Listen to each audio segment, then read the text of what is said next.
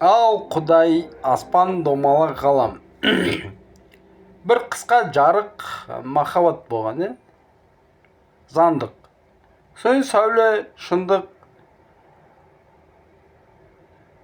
болған, жан болған, бір жылдан қосылып, соң 2 жылдан кейін қосылып, 100% жарық күн сияқты бәр жағынан домалақ 100% жарық ой болған, күн сияқты. Әділетшілік бас болған, өз-өзіне Құдай болған. Соң осы әлемді, осы жерді, ана дүние домалақ мәңгі өсе береді, жаратты. Өзі аспан домалақ ғалам болды, 99% әділетшілік ауасын жіберді. 1% байланыс.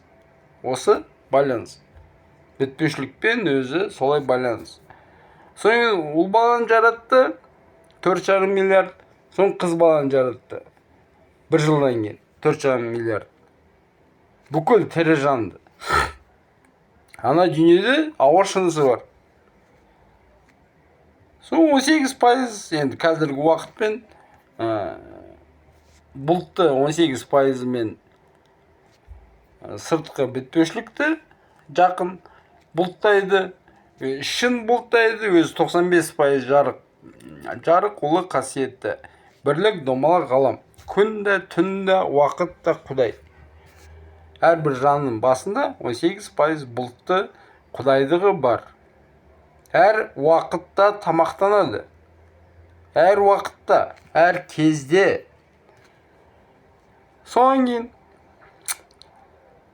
әр ой үшін, әр жүрек соғыс үшін, әр жанның жарығы үшін, насыл үшін, арамдығы үшін, кір үшін төлеу керек.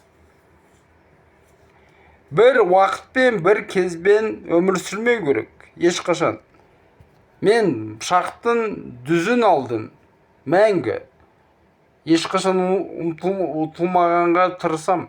Әр кезде өзімді сақтап қалғанға тырысам. Жындыханада болам ба, осы жаман бөлмемде болам ба, далада болам ба, мен әр кезде білем. Мен жаным айтып тұрады, ойым айтып тұрады, жүрегім соғыс айтып тұрады. Байқа деп. Сақтан деп. Сақтансаң Құдай сақтайды деп. Құдайға сыйын. Құдайға тәубе, шүкір, рахмет. Мен бір кезбен өмір сүрмеу керек. Мәңгі жарық болашақпен өмір сүру керек. Ойлап.